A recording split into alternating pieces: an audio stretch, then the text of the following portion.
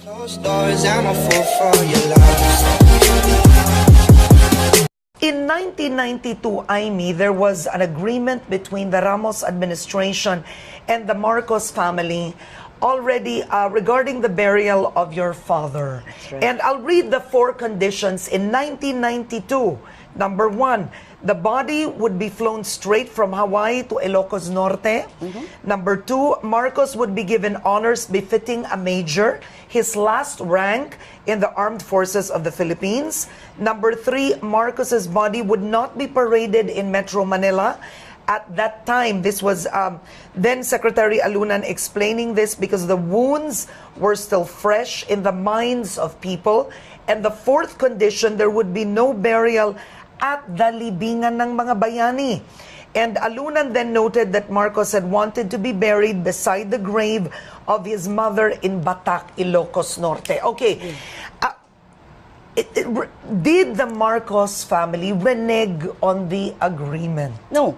At that time, in 1993, the body was flown over on a chartered airplane, I recall, and then we all welcomed my father's body at the airport, and we proceeded to comply religiously with every single point that you've read, except for the fact that I don't recall any business about my dad wanting to be buried next to my grandmother. Okay. In as much as if anyone goes to the plot in Batac, wala nang lugar. Okay. Na ron, eh. Okay. So Dahil, accept that. Yun lang. Pero yung diretso sa Ilocos, walang libingan, walang parading, and so on.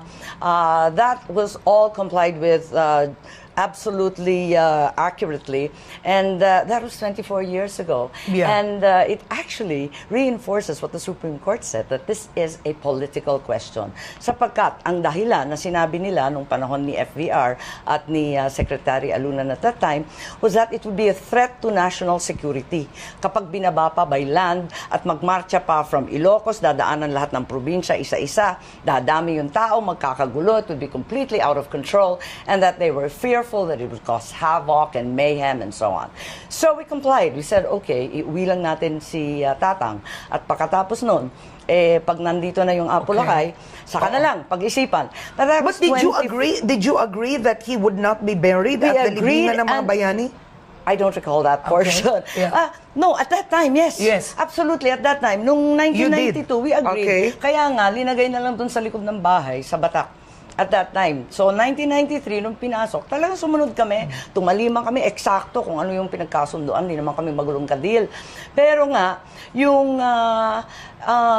kasunduan na yun is actually a reinforcement of what the Supreme Court says, that this is in fact a political question. That it should be judged by the President. Dahil siya nakakaalam kung ano yung ibig sabihin ng national security. At that time, sabi ni FBR, magkakagulo. Masyado pang sariwa. Talagang bubuhayin pa yung mga galit at yung mga alitan. So, sabi namin, okay, game. Pero ngayon, bigyan natin ng puwang si Presidente Duterte that it will be his determination, because it's a political question, that he determine na parang sa kanya, okay na eh.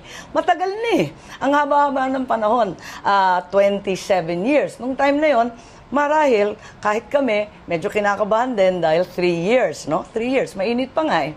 But now, it's 27 years. Surely we've grown up. Surely we're mature as a people. Surely our democracy is strengthened and really solid, so that we're able to conduct all these sort of rituals that our society requires, that we can put rest our dead and without causing all kinds of disruption. Other than his last wishes, what would this mean to your family? I mean, clearly this is very important. You've stressed it. It was his last wishes. But what does this mean to exactly your mother, even Senator Bongbong? I mean, I've met Irene a couple of times, but I don't know if she's personally involved in the fight. It's not a crusade. It doesn't make him a hero. At the end of the day, we'll have to judge that by other means. It's just complying with what your dad wanted. Perhaps because I've Or been does such this a give you- rebellious, disobedient But daughter. does this give you So, peace? Gusto ko, nasa final, at least may sinundan naman ako.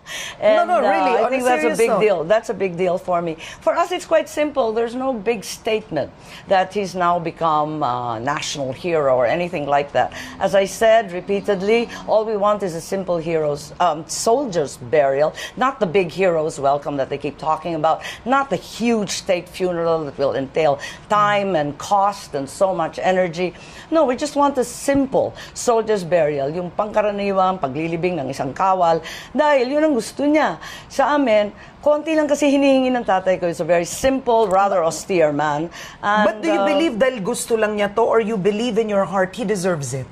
Oh, sure. I think, do you I believe also it? Yeah. believe that he deserves it because at the end of the day, I'm a legal student. I read it. It's very clear. He falls under all those categories of having been president, having been a soldier, a Medal of Valor guy, and also the Secretary of National Defense, which was a portfolio he kept to himself.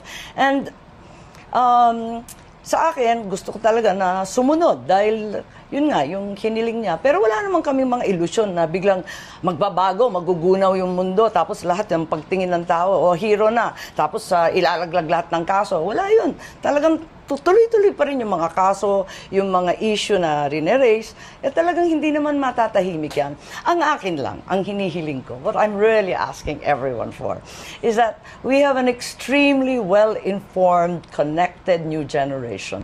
Let us give them all the information that they need so that they will judge. Para sa amin, yung side ng Marcos, yung side ng mga loyalista, yung side ng mga nakinabang at natulungan, pwede ba pakinggan rin naman ninyo kami, bigyan naman kami ng pagkakataon. Naririnig natin puros masasama. Okay lang yun, narinig na natin yun. Pero for the new generation, and for the future, and for history, can we put it all on record as well? And then let them judge. Let them judge. This is an extremely intelligent millennial generation, and I think they will make the right calls. Okay, I'm going to ask you questions right now from our viewers.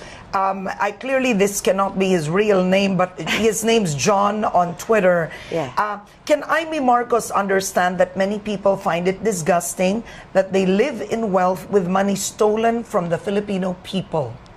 Yes, I've heard that many, many times. At syempre, may karapatan sila sa kanilang opinion. O sabi nga nung iba, of course, they have a right to the wrong opinion. But levity aside, I do think that these cases are pending in court. They will not be disavowed. They will not be dropped. It will continue, and we will be judged on the evidence presented. So when you have people telling you, return the money, return the stolen wealth. Yes. I don't understand. I really need to understand what is meant by that, and talagang kinakailangan kasi alamin na ito ay libing lang. Yung iba pang mga issue will continue.